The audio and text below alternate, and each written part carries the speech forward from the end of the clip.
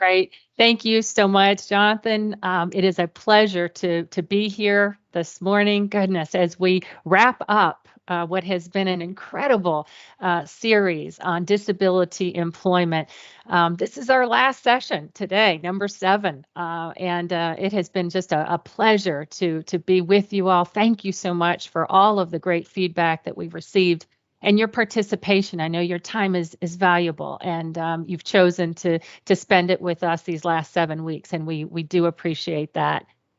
So as we get started, we'll go to the slide and share with you, for those that have not heard, a bit of the purpose behind the North Carolina Employment Collaborative. Again, a huge thank you to the North Carolina Council on Developmental Disabilities that has supported us and provided the funding for this support that you've been receiving.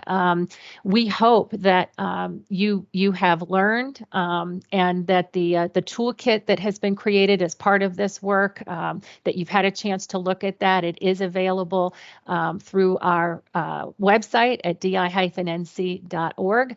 I know also that the NC Works Training Center has posted that as well, along with the video. If you have not taken a look at the video, please take some time to take a look at that and use that. That is our hope, is that you will use that as you begin to continue to grow your culture of inclusion in your NC Works Career Centers. That's what this is about, is increasing employment opportunities for North Carolinians with disabilities across our state by creating more inclusive cultures within our NC Works Career Centers. So you are key players with that, whether you're a partner with the organization, with the NC Works Career Centers, or you're a stakeholder, a business seeking talent.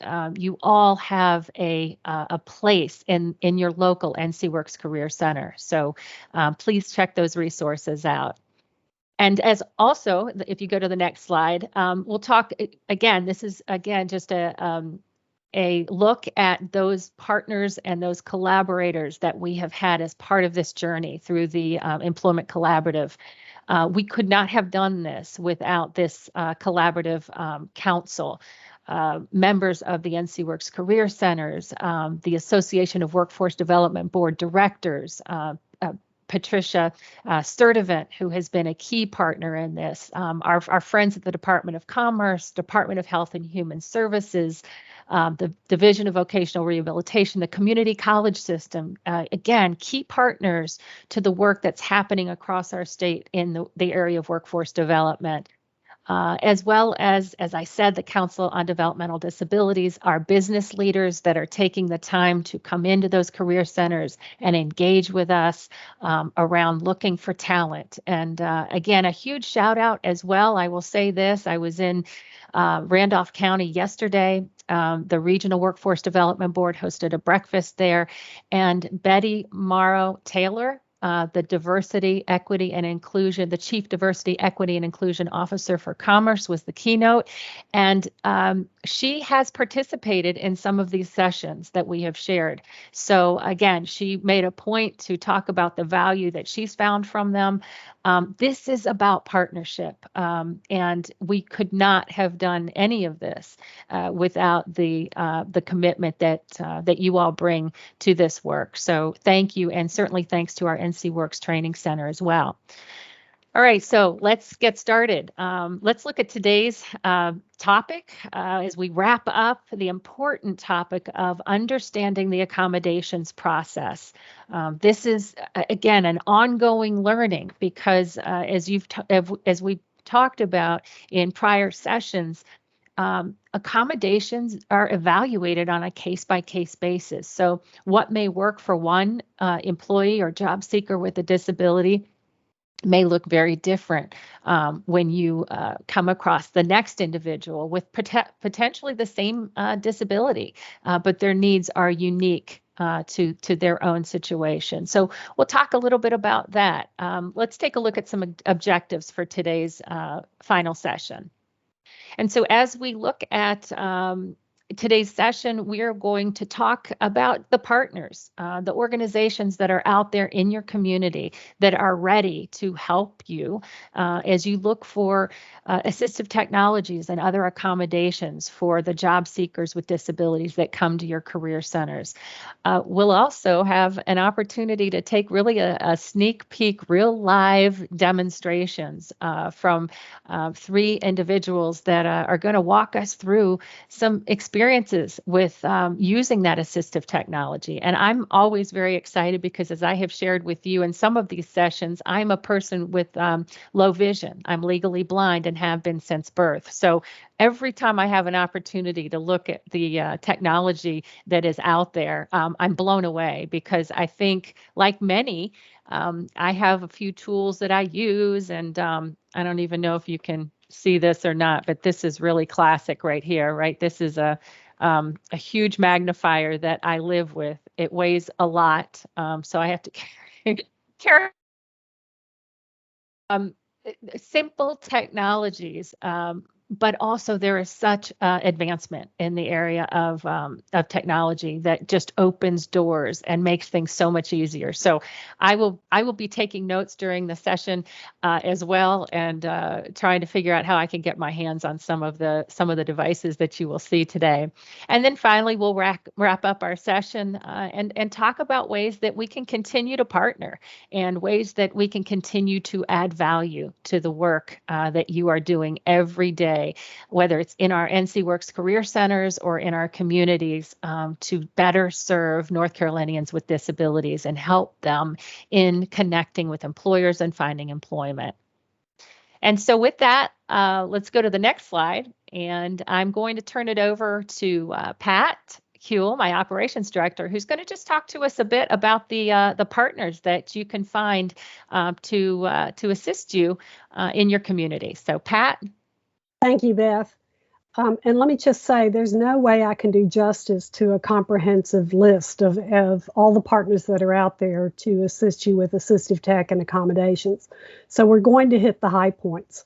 Then I would refer you back to the toolkit, and I would also refer you back to your community to talk among yourselves around who can help you as you enter this journey of providing assistive tech and accommodations to folks. So first is the North Carolina Assistive Technology Center, which has a number of offices, and these folks can come and do amazing things with you, can collaborate with you on diagnosing the need for assistive tech, and you can even check out assistive tech from them in a lending library approach in order to determine if it's useful to you before you suggest it be purchased. North Carolina Vocational Rehabilitation, another obvious choice to go to talk about assistive tech and accommodations. North Carolina Division of Health and Human Services, particularly when we go out to the managed care organizations and talk to folks that are providing Medicaid-driven services. The North Carolina Division of Services for the Blind will be able to give you expert advice around the latest technology for low vision and for individuals who are blind. North Carolina Division of Deaf and Hard of Hearing is also another specialized group that will give you a lot of great advice. There are independent living centers sprinkled across our state. They are funded in part by North Carolina DVR. And they do receive some federal funds as well, but they are useful because of both workplace and home modifications and devices. So going to them would be a good stop if you've got a candidate that needs some upfitting of their home in order to be able to go in and out and do what they need to do in the community and then also go to work. We have an outstanding rehab engineering program that falls up under our vocational rehab office. I mean, these individuals are just extremely well qualified to diagnose and to prescribe very specialized equipment, including van conversions and handicap driving systems and all kinds of very cool devices that are right there on the cutting edge. I mentioned the MCOs. Finally, last but not least, there are private companies out there, architectural firms and companies that specialize in providing accommodations advice and prescriptions for individuals. That's just the highlights. Now, without further ado, we'll go to the next slide. And I am going to let you meet our panelists. This is one of the most exciting group that I've ever pulled together, and I think you're going to have a lot of fun listening to what they have to say. And of course, we'll come back for Q&A after their talk. Hello, everybody. I'm very, very excited to share this next panel with you because I think you're going to be very, very excited about the things that they have to share with us. So first off, you're going to be hearing from Philip Woodward, one of my very favorite people in the entire world. He is a systems change manager for the Council on Developmental Disabilities. Next, you will hear from Barton Cutter, another person who's become somebody very favored in my circle of friends and business associates. Barton works for DisabilityIn North Carolina as a communications specialist. He's also the person that will be editing this entire event for you. So kudos to him for those talents. And he is also a practitioner with the Executive Leadership Coaching Program. So he has his own business on the side. And then last but certainly not least, my new best friend, Julie Duchess from the North Carolina Assistive Technology Program has got some fascinating devices to share with you. So I'm very, very excited about this today. And with no further ado, let me turn it over to Philip. Hello, my name is Philip Woodward, and I am a System Change Manager at the North Carolina Council on Developmental Disabilities, or NCHP.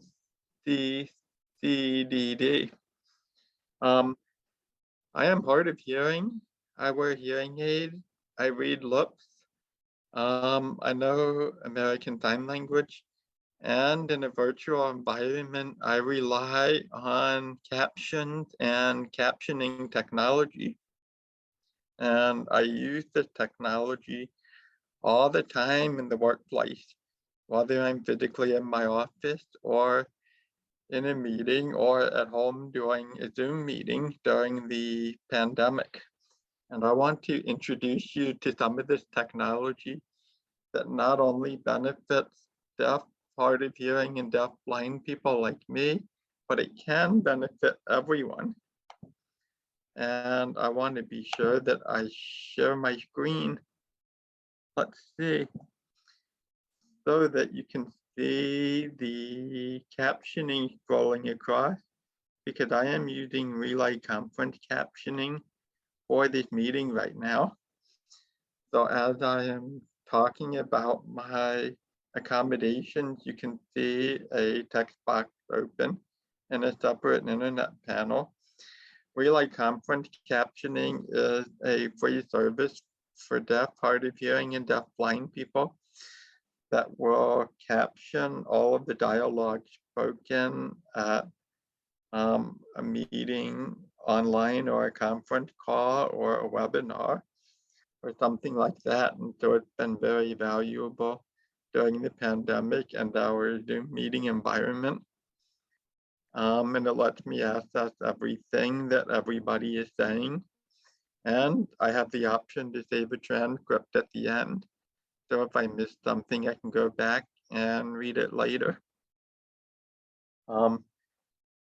That is not the only captioning technology I will use. And I would like to say there are Zoom, Microsoft Teams, and Google Meets all have built-in captioning features that have improved over the past 2 years. So if you have a level of Zoom or Microsoft Teams or Google Meets where captioning is one of the options, and you as the host can enable the captions. If you click enable captions, then anybody who's in your meeting who needs captions will have them. Those are automated features, so there might be mistakes and the caption won't be perfect, but it's better than no captioning assets at all.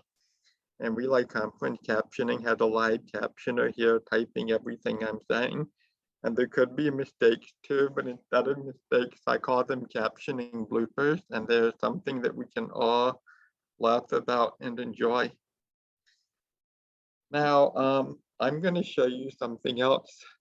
I have captioning on my smartphone also. All right, so during the pandemic, another type of captioning feature I've used that is very helpful is called Live Transcribe. And I'm going to show you that on my smartphone. It's this green and white app right here, which is free to download for Androids and iPhones. And it basically, it's voice to text where it captions everything that a person says. So when people are wearing masks in the grocery store or in the hallway at my workplace and I cannot read their lips or understand what they're saying, then this helps me have instant accessible communication with them because it's captioning everything that's being said and it captions sound effects. Like if a door closes or if there's music playing in the background or people are clapping or laughing. It works best when it's quiet. And when there's a lot of background noise, it will not work quite as well. I've actually used this for meetings in the past. If for some reason I was unable to secure a captioner, for Relay Conference Captioning and I had a meeting pop up at the last minute, or if the captioner got disconnected, or the meeting ran past the Relay Conference Captioning time frame that I scheduled, and I no longer have a captioner, I could pull this out and put it next to the microphone on my laptop, and it will continue to caption the meeting for me. So Live Transcribe and other voice-to-text apps can be a lifesaver for deaf and hard of hearing people during the pandemic and in many other situations. There are other accommodations that I used in the workplace. Working for the North Carolina Council on Developmental Disabilities or working for state government means I get a lot of phone calls. And so I have to be able to communicate successfully with anybody who needs to or wants to call me. So my coworkers typically use, a typical Cisco phone where you pick it up and you listen to what the other person's saying, but listening does not work for me. Because since I'm hard of hearing, I need some type of a visual cue, whether it's lip reading or captioning or watching a sign language interpreter. And so I have a video phone. This is a Sorensen video phone, but there are different companies that provide them free of charge to deaf and hard of hearing people who are sign language users. Through the telecommunications relay system, which the Americans with Disabilities Act of 1990 set up. And so basically with this video phone that connects to some type of screen, I can call somebody and everything that the other person says to me will be signed by a video relay sign language interpreter. And I have the option to sign back to the interpreter and the interpreter can voice what I'm saying to the person I'm having a phone conversation with. Or I can do voice carryover, which is the option that I use because I speak for myself as a hard of hearing person, where the video relay operator will call me and I will, voice over the phone to the person and watch what the interpreter is saying. So what I'm doing is I'm entering the phone number I want to call and I will connect to the relay center.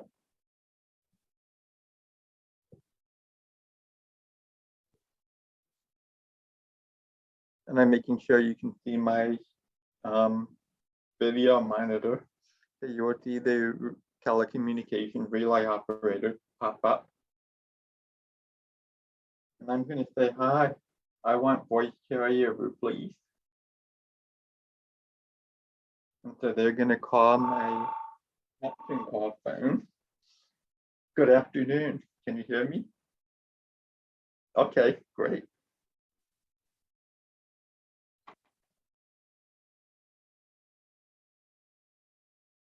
So now I'm connecting to the person I'm calling.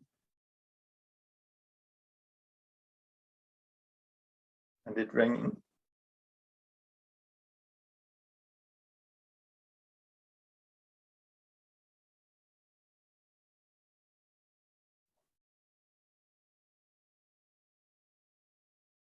Hello. Hello. This is Philip Woodward at the North Carolina Council on Developmental Disabilities. Is this Pat Q? Yes, this is Pat. You're just so cool that I wanted to call you during the assistive technology demonstration that we are doing. Thank you, Philip. Flattery will get you everywhere. So this technology is wonderful, and it helps me communicate with anybody I need to communicate with in the workplace. And people do not have to know sign language or anything like that. The video relay sign language interpreter take care of all the communication. Pat, did you want to say something? Yes, you've done a terrific job, and I think we're going to pull it back together now so that we can start our question and answer session. Thank you, Philip. Okay. Bye-bye. Thank you. Bye, Pat. Thank you for interpreting. Have a wonderful day. So I was just thanking the video relay interpreter there. Very quickly, I wanted to share over here, I also have a caption telephone that will caption all of my phone calls. So some people who are deaf or hard of hearing who might not be proficient in sign language might benefit more from caption telephones where they can just read the captions. And there are two types that are common, the caption call phone, which I have in our office, and the cap telephone, which I have at home.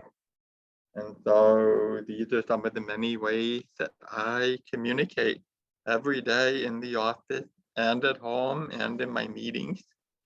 Thank you very much for your time.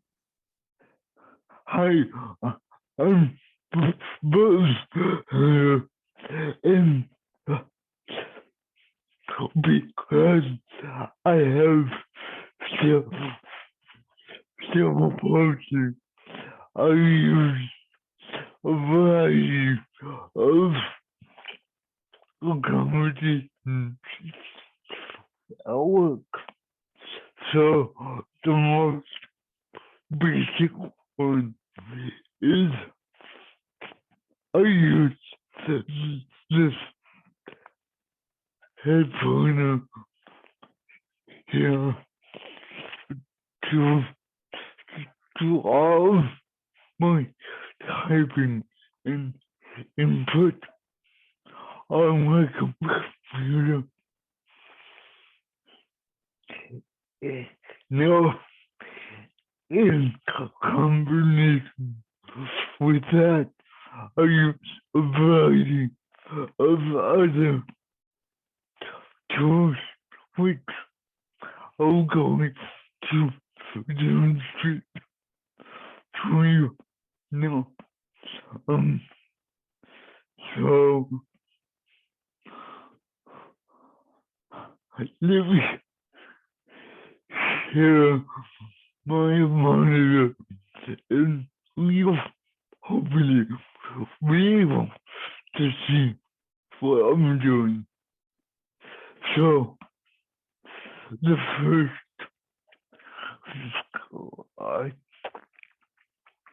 thing that I use after my headphone is something that is pretty standard to all computers nowadays. They are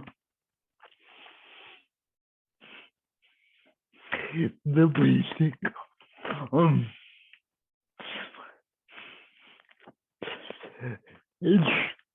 accessibility features of speech and muscle speech is to allow me to operate the mouse through my keyboard by using a number pad.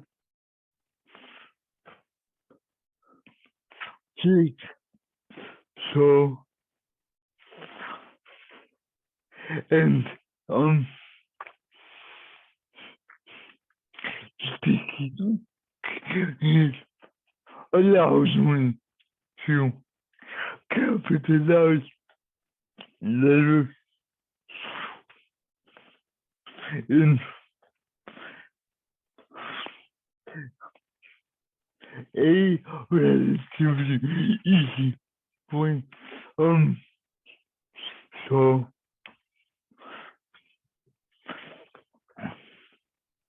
if I wanted to type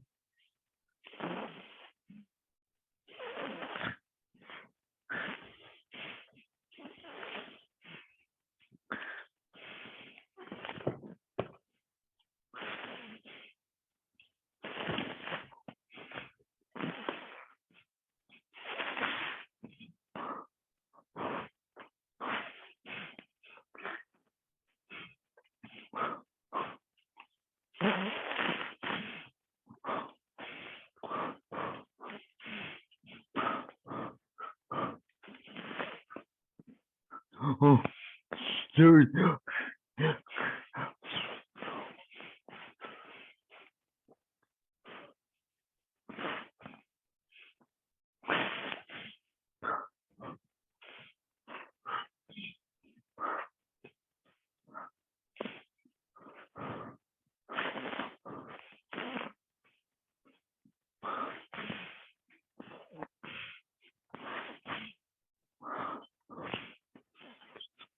Even that is a thing that I use very often, especially for stuff that is sensitive and doesn't require much change from document to document. Is a system called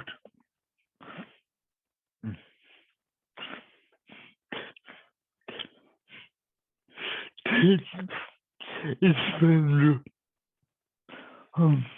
This allows me to type full emails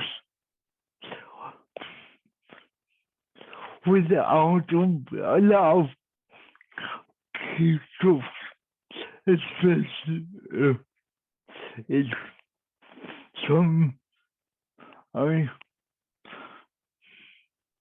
repeat over and over. So, for example, I can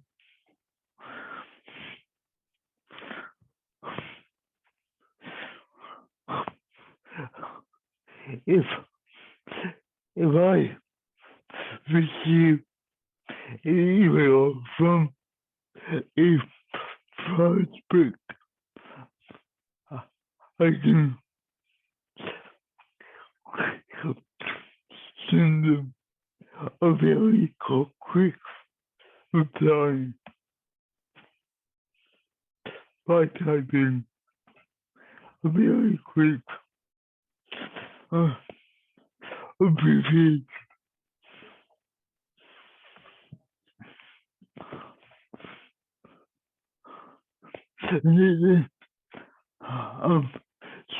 I find this saves me a lot of time, especially when I'm trying to respond to lots of emails without much time. The other thing that I do use, albeit less often, is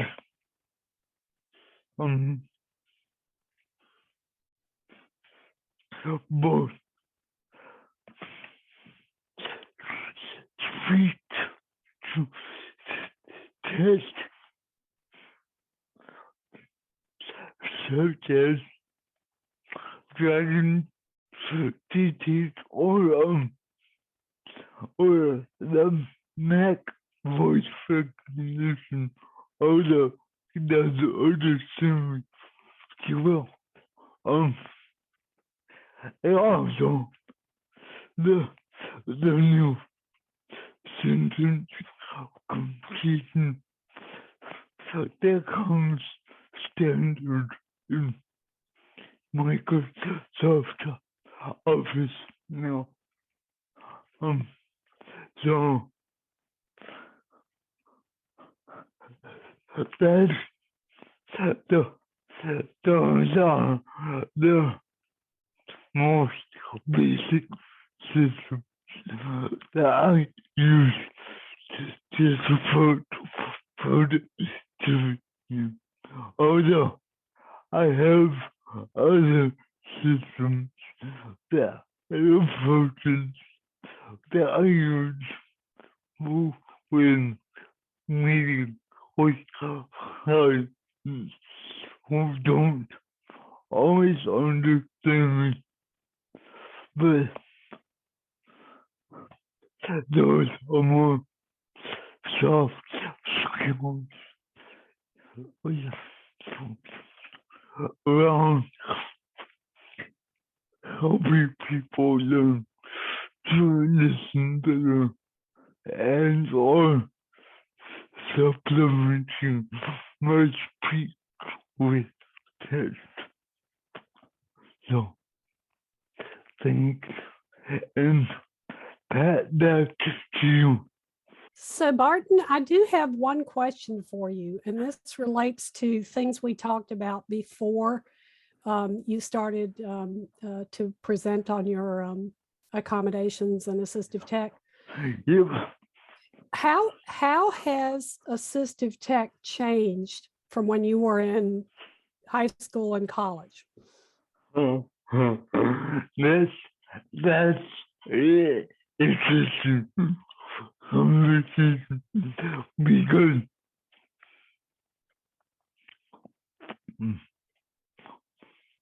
while there are always newer and better systems of programs,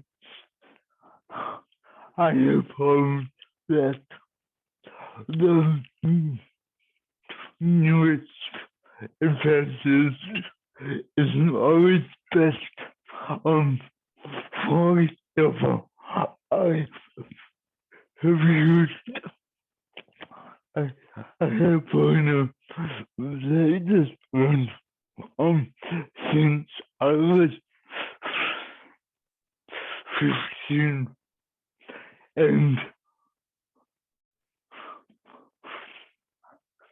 I stumbled onto the use of a headphone because I wanted to dial the phone, and I began to bend over and type with my nose.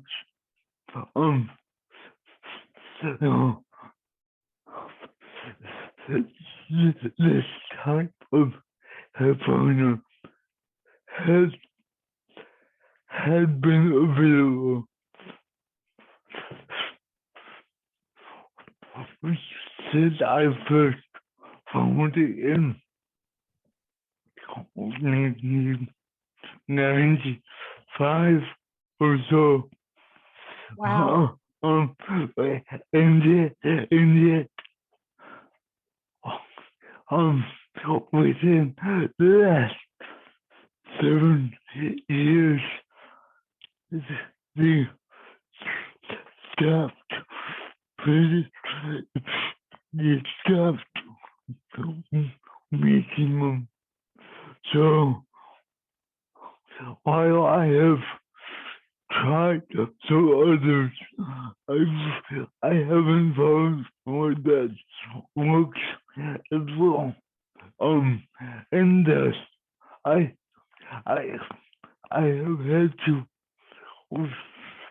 go out of my way to maintain this phone I have on, which is about 10 years old at this point. Well, that's very interesting. Yeah, sometimes the newest and latest is not the best, and sometimes we become really familiar with the tools we've been using, and we want to keep on using the same thing, right? Julie, I'm going to turn it over to you at this point. Hi, my name is Julie Duchess. I'm with the North Carolina Assistive Technology Program, also known as NCHP. I've got a couple slides just to show you, to go over who NCHP, who we are, the services that we offer. And then I'm going to show you some assistive technology that's pretty common to use, especially in the workplace. So I just want to let you know, when we're talking about assistive technology, there's all these different categories that we do, right? With NCHP, we do the AUCOM devices, aids for daily living, computer access, environmental controls, hearing, learning and cognitive aids, mobility, recreation, smart home, visual aids. We work with a lot of different categories, right? So, and what we do is, like for you all, it's mainly, employment and things like that. But we also want to remind you that, employment's more than just the job. So we can look and do like an evaluation or give you some ideas for assistive technology that may help that person on their job and doing their job tasks. But remember, it's more than just the job too. So we're looking at transportation, the daily living tasks, such as dressing, bathing, grooming, toileting, prior to work, but also on the job site, like if they have to take breaks and go to the restroom or go to lunch or snack, whatever it may be. Also, if they're having issues with time management, we have AT that can help with organization and reminders so that they do arrive on time. And also when they take breaks, for example, that they, come back on a timely fashion. And if they have to take medication, and also communicating with their peers. So all that is all involved in the employment, just to keep in mind with that. So I'm going to stop sharing for just a minute here, and we're going to dive in very quickly. And I'm just going to show you some assistive technology that is used, that we've recommended a lot. So if you have your headset for like dictation, you're dragging, naturally speaking, for example, your speech to text. So whatever I say is going to say on the screen. What's nice is if you have, like, this is a Jabra. So on here, I can push this button for me to be able to access the computer and use my headset for that. But if I come over to this button, I push it and I can answer my phone using the same headset. So that's really nice. And we use that a lot. And then just to show you some of the different keyboards, just because a lot of times they're like, oh, okay, a keyboard. But for example, this is one very small. And what it's for is for somebody with minimal movement. They use their thumbs to maneuver, to move the mouse with the trackpad here. And then to type, this is their left click, right click, all that on this small little keyboard. This is a keyboard that was actually designed with gamers in mind, because you could roll it up and throw it in their backpack, but it also has a lot of uses for us as well. And so if it's waterproof, so if someone may drool or spill things that might be a concern, this would be a nice keyboard. But also somebody who has tactile defensiveness, these are very, very soft keys to push. And so sometimes that might be an option for somebody with tactile defensiveness. Another keyboard, there we go.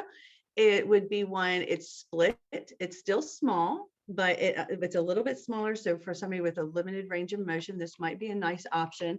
And it also has the trackball at the bottom here for navigation. So it's all in one place. Then we have this mini keyboard here. It's Bluetooth, but it's mini, but the keys, as you can see, are easier to see. They're a little bit larger. The letters are larger and they're white on black. And then another one with vision in mind would be this one, and they're built in, and you can see it's black on yellow. So a lot of these keyboards, there's different combinations: black on yellow, yellow on black, white on black, black on white, some different ones. So it's what the user needs. So that's why it's so important to kind of come in and have them try it out. And then I have this one. This is one, it's called a tap strap. And so basically with finger combinations, you can type via Bluetooth to your phone to text. You can connect to an iPad, anything that's Bluetooth. And so for example, just to show you, if I would hit, this is A-E-I-O-U. So if I tap something, it'll start typing those letters. So you just have to learn the combinations. But that's the tap strap. And then you can also use this as the mouse. So there's a thing on the thumb here that you roll across, and that can be just with this one hand. So next, we're going to show you the OrCam. So what this does is just this little device here that you can put onto glasses. I'm going to put them over top of my glasses just for today. What it does is I can point to things around in my environment, and it'll read what I point to. So for example, if I go here. Repeating from the beginning, reading with OrCam. Congratulations, today is your day. You're off to great places. You're off. I can stop it with that hand motion. So if it's reading and I need just can stop it by doing that hand in front. I can also do a hand gesture. Time is 4:26 a.m. So this is the OrCam My Eye 2. And so again, it's just a way for someone who has vision issues that they may be able to access the environment around them by reading what's around. It'll also do facial recognition, and then also do the different things that way. And you can also do it by voice command. Wow, what an amazing presentation that was. I just can't wait for you folks to be able to ask these great panelists some questions. So without further ado, we're going to turn it over to Q&A. So if that didn't blow your mind, I don't know what will. Those of you who would like to go ahead and put something in the chat box, we would love to hear from you. And specifically, what questions do you have for any of our panelists today?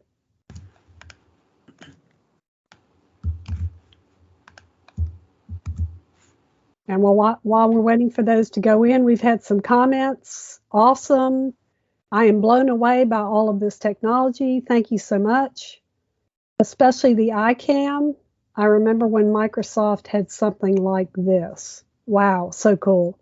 You know, I also want to bring back the notion that sometimes people fall in love with a particular technology, like Barton was explaining that his head pointer is one that was made in the 90s and they don't make it anymore, but he really prefers it. So he's been nursing it along and keeping it operating all these years.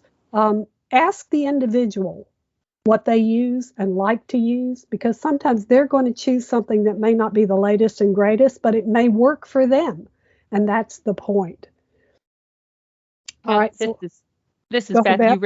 You raise a really great point. And as I said earlier, right, this magnifier is something that I use all the time. And so as you think about accommodation options to make available in your NCWorks career centers, I promise you, this is one I found online, but it's also got a light, right, behind it. So things like this just to have on hand mean a lot to those that come in and may need some support. So just be thinking about that. The other thing I want to mention is just to clarify for folks, we do not require our panelists to join us at 4:26 a.m. So I think I think that's what we heard on Julie's when you took the time. So I just wanted to be clear on that. None of us were online at 4:26 a.m. So rest assured, we work hard, but I don't require a lot that much. So anyway, and the other thing I'll add, and then is when Barton talks about the text expander. I'm curious if is that an app? And to me, my goodness, I think about how long it takes me to type out a email, that kind of thing, and how that could be something that could be beneficial to people with or without disabilities. Again, another example of that universal design concept in so much of the supports and technologies that we see. But Barton, is that an app that everybody could use? Yes, it's an app. There's a free version and a paid version. I have the paid version. The only difference is with the free version, there's a limit on the number of preset messages that one can have. And that might, yeah, that might be 5. I have about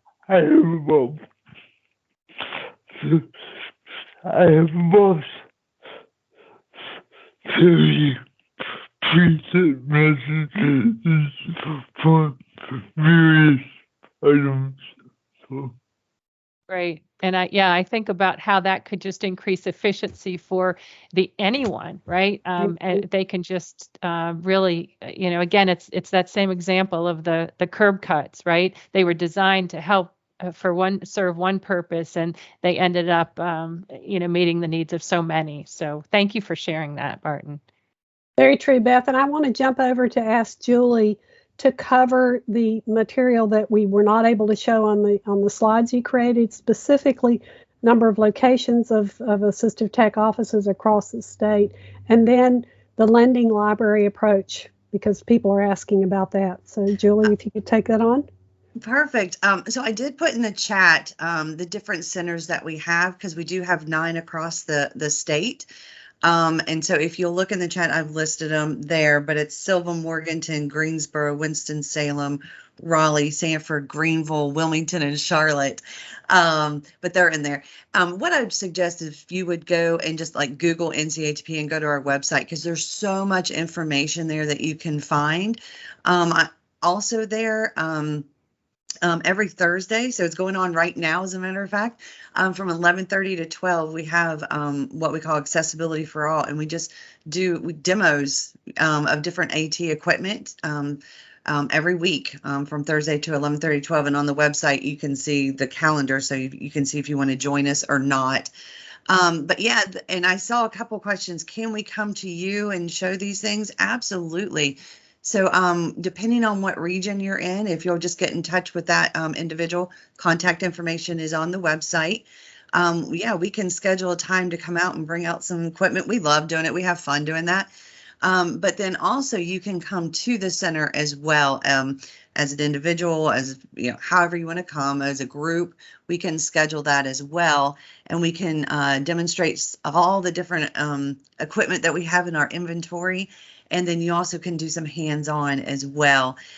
And then you had asked specifically about the demo and loan. I think that's one of the most important things we do, is because I don't care if it's 12 cents or $12,000. I want to make sure that what I'm looking at is going to work for me, because I think we've touched on that.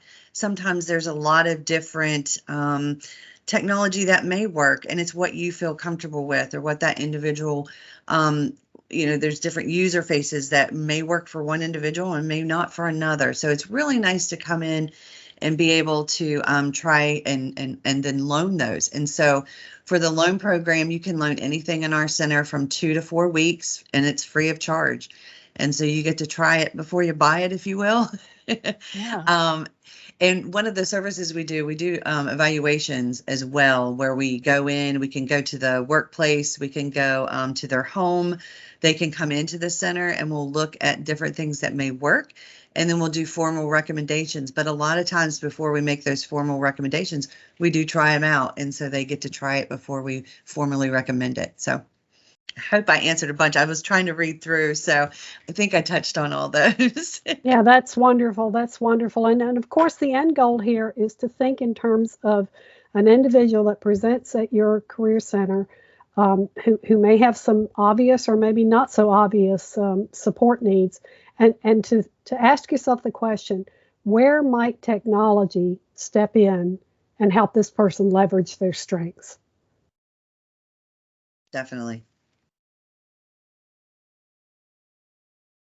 So going back to our questions here, I'm going to throw it out to you folks. How might you leverage your partnerships within your communities to provide more effective accommodations and assistive tech into the future? And while we're waiting for some questions to pop up. This is Philip Woodward here. Pat, I'm willing to answer your question about leveraging partnerships in the community. Since I am hard of hearing and I've shared technology that assists people who are deaf and hard of hearing, I want to point out that it's very important, if you are hosting a virtual event, to make your event accessible to people who are deaf or hard of hearing or people with other disabilities. And so that means if you're inviting the public and you receive a request for captioning, to understand how to schedule relay conference captioning. And I can put the link to that in the chat in just a minute.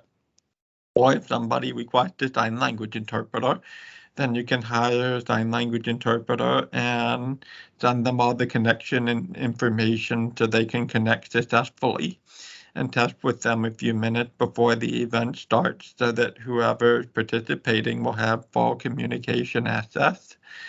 So part of that is knowing your audience and then knowing what you need to do to make your event accessible. I hope that helps answer the question. Thank you. Yeah, Thank you, Phil. I also noted that Philip was up at 4:26 a.m. Well, I will say I have used the relay conference captioning. Philip, you recommended that several years back, and oh my goodness, for those of us in North Carolina, it is a true blessing because they are so easy to work with, and it's so easy to go on their website. And this is for employers and for any events that you have virtually. If you're hosting a job fair, I know there's job fairs coming up, right? Virtual job fairs. This is an opportunity to, or any type of training that you might have virtually, really reach out and engage that group. They are incredibly easy to work with, and it again really sends the message that you're thinking about the accessibility of the trainings that you're offering. So thanks, Philip. For me, the closed captioning have been beneficial, even though I do not have any kind of a need for it from a disability standpoint. I just enjoy being able to read the transcribed words of the panelists. It adds a new dimension of learning for me. Yeah, absolutely. And we talk a lot about those that may be hard of hearing but have not disclosed. And so if you are looking at increasing the level of understanding through learning and engagement of your team members, keep in mind that, a number of individuals have difficulty hearing, and it may not be a diagnosed issue. It may just be age related, right? And so it's dismissed and they're not pursuing any other type of accommodation or some diagnosis of hearing loss. But you have many that you find out are deaf in one ear, right? And just by having that captioning there, it increases their learning and their understanding of what is being communicated. So it's a great practice. Not I was only gonna- that, it can overcome environmental issues, like when the room is really noisy and you can't control for that. So people can actually see and read the transcript and not have to rely totally on hearing it. Julie, I jumped over you. Oh, no, it's fine. I was just going to say too, and actually, as I was getting ready, somebody else put it in the chat. It's something to remember about captioning as well. If English is somebody's second language, sometimes it really assists them as well to be able to understand the information being presented. So just want to throw that out there as well. Yep. Again, another example of universal design, right? What is intended to help one helps many. So that's part of this for sure. Well, Beth, it's about 3 minutes to noon, so I guess we should shift over to what have you folks learned from these webinars that can assist you as you walk out to help more job seekers in the community. And we can go on to the next slide as well. Absolutely. So when we think about going forward, I mean, I am again overwhelmed by the response that we've received over the last 7 weeks from all of you. So we know that we have definitely touched on an area of need, of interest. And so I applaud each of you for taking time out of your schedules to join us and in your commitment to increasing your understanding of disability employment, and most importantly, how you can take that back to your career centers and really begin to build those bridges for job seekers with disabilities to employment opportunities in your community, wherever you are. So we do invite you to stay in touch with us. You can visit us at di-nc.org to keep up to date on any future trainings. I do think that we will continue this relationship. I know that we have some ideas in mind and look forward to continuing our partnership with NC Works Training Center. A huge thanks to Robin Broom and to Jean Scott and her team, Claudette, and to Jonathan. You guys have been amazing to work with. And again, invite you to visit that toolkit. We promise that as we learn more about tools and resources that you could benefit from, we will refresh that and keep that current as we continue to add, again, new information. And finally, just continue to maintain your passion around this work and continue to engage with other partners in your community. Find new ways to use the information and keep learning about the importance of disability inclusion in your career center. And with that, I want to thank my staff, Pat Kuehl, my operations director, as well as Barton Cutter, our communications specialist. It has been a joy to spend these last 7 weeks with you, and we look forward to seeing you again soon.